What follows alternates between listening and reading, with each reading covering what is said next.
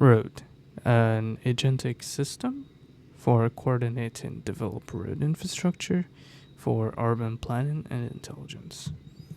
I'm Shavish Mohammed. I'll be presenting on behalf of the team. I'm serving as the product engineer. I currently work at Lands and Survey in Ghana. Timur Singh is our geotechnical engineer and domain expert. Renard Etwaro is a software engineer, and so is Urza Minty, who works at a local AI company here in Ghana. So that's the brief synopsis of our team. Now on to the actual pitch. So the general opportunity revolves around the idea of drone technology becoming popular not just in the Caribbean, but across the world in general. And particularly for construction projects, this is useful for things such as site planning, progress monitoring, and of course surveying. In the Caribbean context, this is relevant because we have a lot of ongoing road projects with lots of money being invested, especially here in Guyana, where we're constantly developing and we're rapidly developing our infrastructure.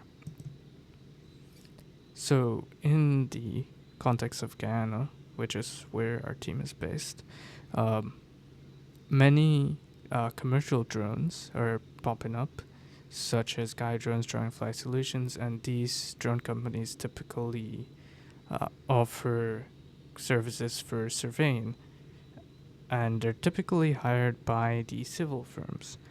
So this is useful for these construction projects. As we would have mentioned, there are a variety of use cases, particularly when it comes to roads.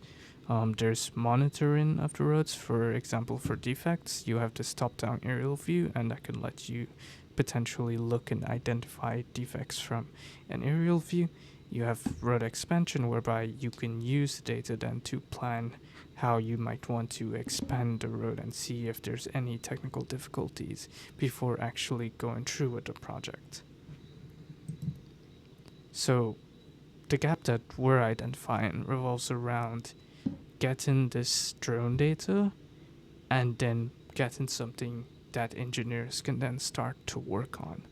So the pain point is between that, where there's lots of manual data annotation, whereby once you get the data, it may be processed by whatever drone software you use, but you still have to then go and manually, for instance, annotate features. So if you're working with drains, for example, you have to go look for the drains, annotate it, highlight it in whatever software you're using. And things like this take a lot of time. And that's potentially money being wasted. So our solution that we're proposing is utilizing existing open source computer vision technologies such as SAM3 and PointNet in the case where it's 3D data you're dealing with, in the case that the drone is a LiDAR drone. And all of this already exists. We're just packaging it together for a streamlined construction workflow. So in general, the types of software within this space, one, you have the drone software, which will output the drone data itself. Then you have the software that surveyors or geospatial experts would work with, such as QGIS, ArcGIS, etc., which you can then use, for instance, to annotate the data. And then you, of course, have the CAD software, which is what the engineers will work in to actually do whatever they need to do to get the project working. So we're targeting that intersection where we're trying to just automate and streamline all the in-between things as much as possible so that we can get quicker deliverables.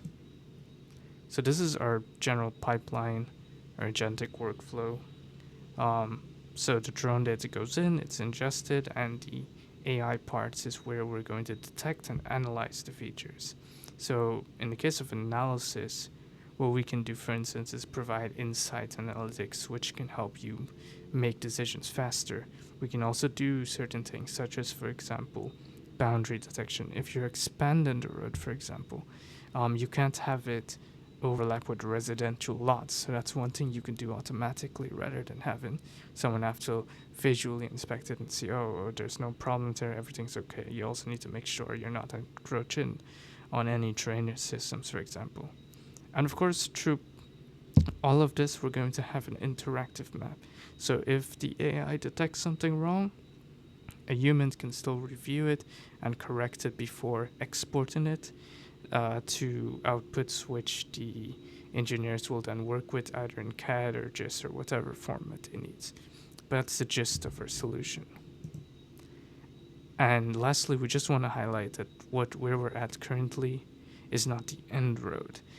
There's multiple things that we could do across these workflows that we would have been identifying. So, for instance, weather analytics for project planning, whereby you can see the forecast of how we can actually continue with the project and see if the weather or rain may impact something. Tender preparation for documents, monitoring just general progress monitoring, tools for task allocations and things like that. Then integrating directly into the external software. For example, in CAD integrations, you can make plugins for Civil 3D as well as QGIS so that we can seamlessly all interact back and forth with the platform rather than it working in a silo. Again, it's made to fit into the intersection that we would have shown before. And that's it. Thank you for listening. This was ImatakaTechnologies. This is our pitch.